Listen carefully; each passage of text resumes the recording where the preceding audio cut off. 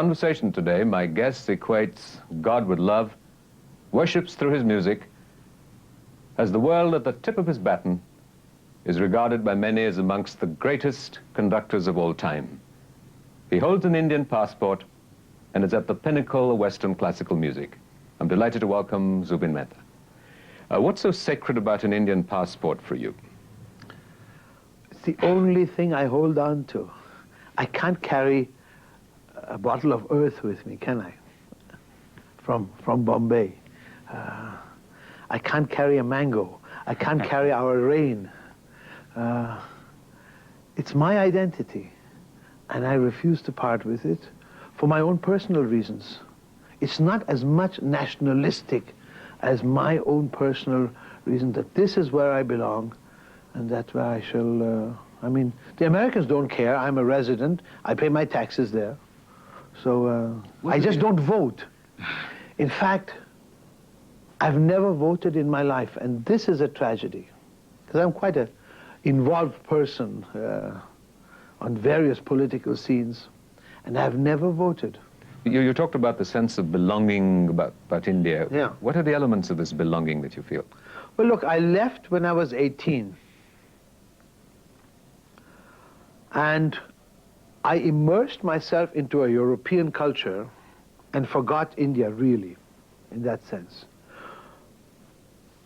It's when I first started then moving out of Vienna, having been completely assimilated, that I started to think who I was, or to want to know, or to go back. And I couldn't go back physically. In fact, the first time I came back was after 13 years, in 1967, with the Los Angeles Philharmonic.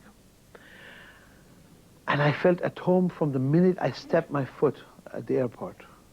That showed me that I really had never left, really. Whether it was my affinity to my hometown, to my friends, to my huge family that still existed in those days. And that visit in '67 really sort of put things together again for me. You come to India during the 50th anniversary of India's independence, and you're going to be performing in that context. What does this sort of achievement of India's independence mean to you? Or is there an achievement that you feel you want to applaud through your music? Well, achievement, let's say even on the educational level. What was the literacy level in 1947, what it is today? What have the irrigation, the projects all over India? I don't just mean the empirical achievement. Is there something about the spirit of India that... all those things make one outside of India very proud. Then the fact that a lot of Indians living outside of India keep on coming and going, but those of us who have lived outside and who have achieved something, I think stand for India's spirit abroad in a very positive sense. There is not a hospital in America without Indian doctors. The computer world is full of Indians. As far as the sciences basically are concerned, there are Indians everywhere. So this gives India an incredible stance in the world community. Now, many of them come back, many of them want to come back, but after 50 years, and some of us in the generation that remember what it was to say quit India, as school children we said that quit India was one word. Whoever remembers that still.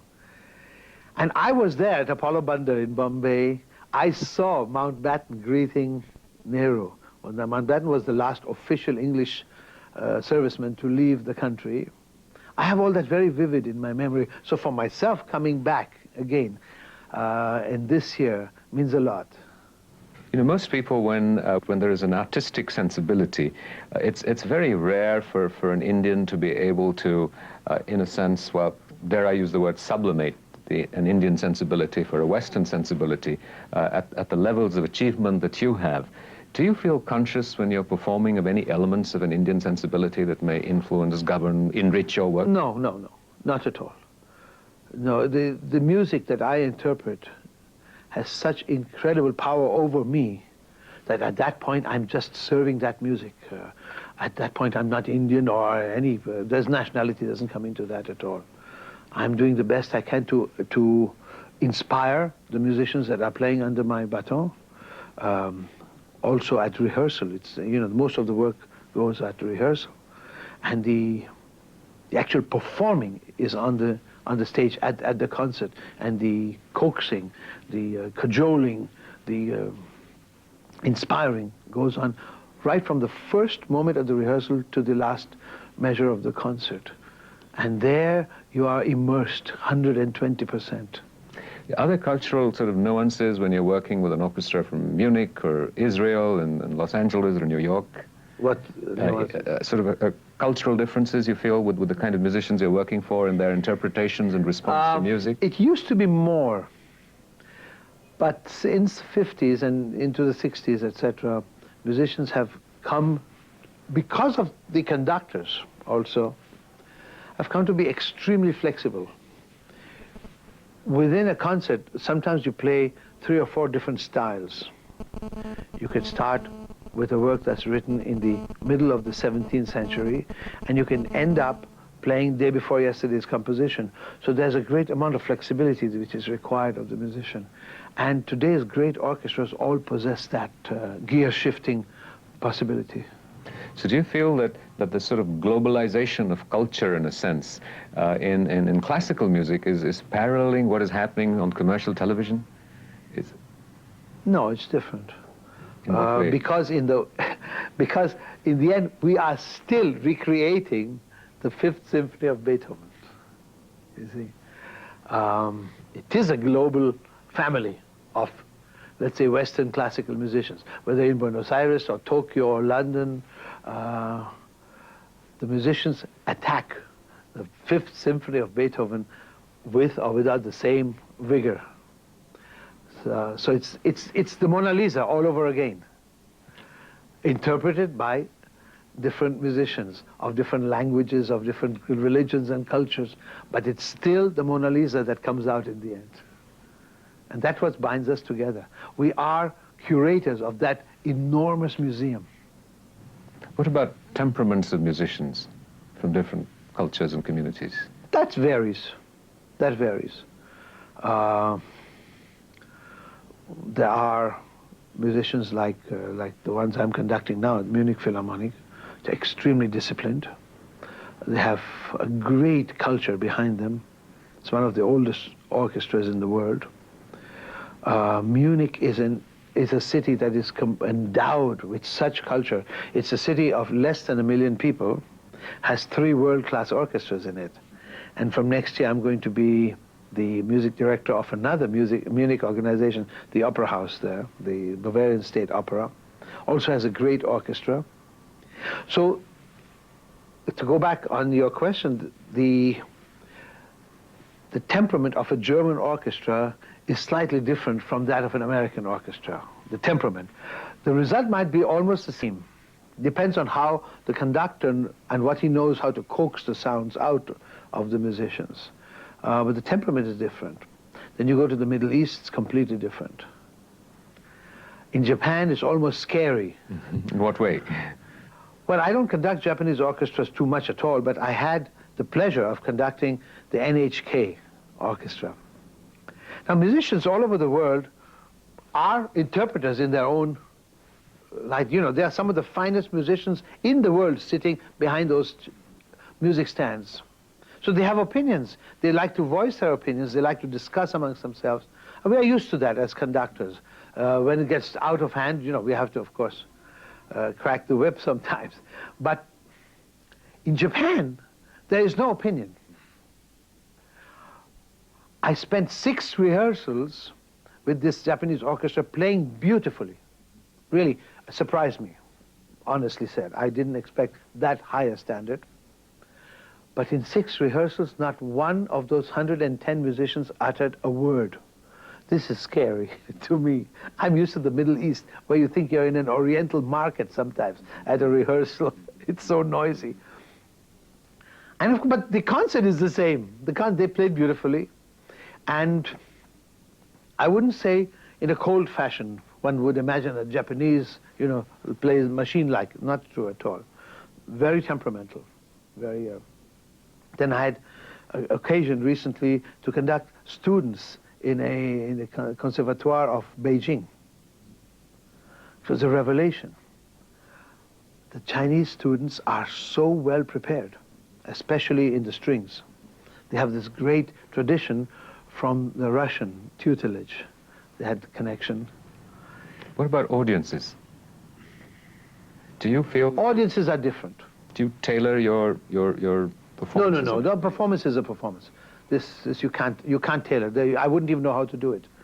But the reaction is different. I would say in America it's the coolest. Although, if you talk to them, they love it. They're just not very, they don't show it as much. In Europe, especially in the, well, no, all over Europe. Latin Europe is very, very enthusiastic. Central Europe, you feel that it's their music. They own it. It is their music. It's written by their composers. And it's a very knowing audience.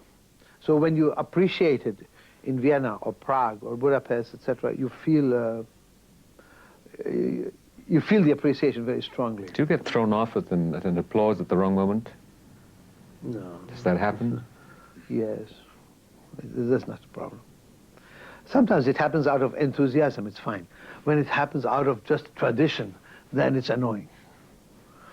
You know, sometimes charity audiences, they are there for the evening's entertainment. They're looking forward to the dinner afterwards more than the concert. And they keep on applauding every time the music is over. This is annoying. This is Zubin Mehta in Conversation Today. Don't go away. We'll be right back after a short break. Welcome back. How do you go about preparing for a performance? You have a performance this evening. How have you been counting down to it? Well, I already had a 3-hour rehearsal in the morning. That's the preparation. But I do need about half an hour sleep. This is now almost compulsory. I need to, you know, forget about this interview. And the other happenings of the day. You have to sleep it off. I'm fresh, and usually I go at the last minute, so that my preparation, mental preparation, is at home. Some colleagues go hours before and sit in isolation, and they like to do it at the theater. I prefer it at home. What are the elements of this mental preparation that you spoke about? Do you go through the score in your head, or do you... Depends what. If it's a new work, if it's something that you're doing after a long time, you have to. If it's something that you've really grown up with, you think about what went wrong at the rehearsal, what you have to take care of. Because conducting an orchestra, one has to be one has to anticipate a lot. And this tour, for instance, are works that I've done many times with the orchestra before, but we haven't had the opportunity to rehearse in that detail. So the orchestra is extremely concentrated, and you can't tell at the performance that this is not rehearsed as much as we did 2 or 3 years ago, because they're the same musicians, they play from the same music, the parts are the same with markings, etc. But they are sort of at the edge of their chairs, because they want to also, when an orchestra goes out of their hometown, they play better. There's sort of more of an adrenaline going on. So the preparation before a concert for such an occasion gives you a great feeling of security. I'm very sure at this moment how this concert will be tonight. How important are these sort of interpersonal relationships in the success of a performance? I think they are important. Some of my colleagues, they feel an aloofness from the orchestra gives them more power. That's individual. I don't feel that I have any lack of power or more power. I don't think in those terms. Of course,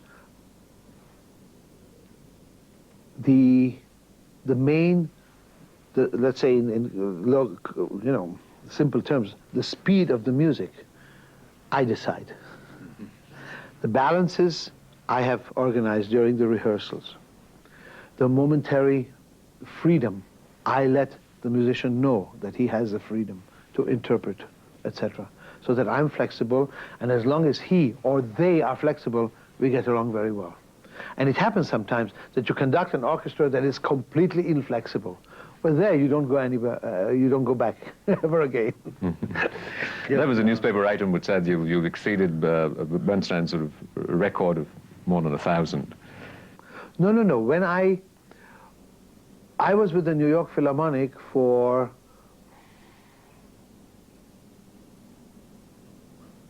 13 years. And when I started my 13th season, that was the 1,000th concert then. Then I did 60 or 70 more that season. I recently passed, not because I'm counting, you know, we have these archives, these people who sit now on the computers. Sure. We passed 1,700 with the Israel Philharmonic. So that's a lot of music making. That's how you should see it, not the numbers of concerts. It's a lot of music making together. A lot of water, a lot of music that's flown under the bridge. So when the Israel Philharmonic and I step on a podium, we have this incredible affinity for one another, having done so many performances, you see. Having reached the pinnacle of achievement, are you do you look out for what critics will say about your performance the next morning in the papers? Well, I'm curious, and I read both the negative and positive. Sometimes I learn from the negative too, but usually if it's negative in a gossipy sense, it doesn't help anybody. What are the gratifications what's the high? I'm sure you've answered this question a zillion times. What is the high that music gives you? From the moment it starts. From the moment it starts, I feel very fortunate that I do this. I feel very fortunate that I have the honor, this position in life that I'm surrounded by such greatness of the masters that I interpret. Their greatness is around me all my life. So compared to their greatness, you know, you feel like a little crumb, that you are fortunate enough to interpret them. And I just think it's wonderful. You're watching In Conversation today with Zubin Mehta. We'll be right back after a short break. You're watching In Conversation today with Zubin Mehta. Welcome back. What kind of interest do you maintain in Indian music? Only as a fan, as a listener. What kind of music do you listen to? The classic performers. I again, 2 weeks ago, did a 50th anniversary of India concert in London with Raviji. I had great pleasure. I loved this man very much. And he had his daughter playing along with him on stage. It was a very, very happy occasion, and the English loved it. The orchestra loved playing it, because it's quite hard. And you know, it doesn't really work. It doesn't work. But it's an attempt. When Raviji plays by himself, improvises, it's wonderful. And then when the Western musicians come in, it's so awkward and clumsy, and it doesn't make sense. But we do it because we want to be together. In what ways do you go about preparing for something like this? Oh, the orchestra has to work very hard, because it's all written out. They are not expected to improvise. But it's a music, and it's even the simple rhythms he writes out for the orchestra are very foreign to a Western musician. They are not unplayable by any means, but we have to work very hard at it. What becomes sort of an ambition for a conductor of your stature and at this time in your life, to keep on sort of interpreting what you do as well, and with as much variety and excitement as you do? Are there sort of new frontiers to explore? Oh, yes. You keep on saying pinnacle. I don't think there's any pinnacle in sight even. There are so many pieces of music that I still haven't done. So many great operas that I still have to tackle. And I hope to do them in my 5-year period in Munich. And because, you know, always having been music director of 2 orchestras, like Los Angeles and Israel, and New York and Israel, Montreal before that. I didn't do as much opera as I wanted to. So from next year, I will be doing more opera than concerts. What is the moment that you feel you've done it better than you may have done the last time? What is an internal... Oh, this happens on a nightly basis. It doesn't happen necessarily for the whole piece that you have the feeling, but for a little phrase. You know, phrases are usually made in 4 measures at a time, usually, in a classical sense. Sometimes you hear 8 measures of a symphony that you've interpreted so often. Suddenly, it sounds like a new petal, like a new variation of the flower. I said, my God, I didn't hear that before. This is something wonderful. And also that the next performance, it doesn't happen. So those things give you an extra high. Coming back to your... Do you feel let down by your orchestra sometimes? Let down by individuals. Not because they make a mistake, not at all. Mistakes are human. Sometimes you see a musician, you know, there are about 110 people playing on stage. You see somebody who's just not interested in what he's doing. This is a letdown. And you think, and I come back to what I said before, so we are so fortunate to be surrounded by this beauty and by this greatness. And this man doesn't realize it. Because when the concert's over, he goes on the streetcar, and the bus, he's like everybody else. These 2 hours is where he should be so grateful. And that's a mentality that I don't understand, and I get very upset. Do you make mistakes? Oh, yes. What happens when you do? The orchestra notices immediately, and they don't forget it for the next 10 years. What do you say to yourself? What do you say to yourself? It happens. Sometimes there's no reason for it. They make a mistake. But, inshallah, it happens very few times.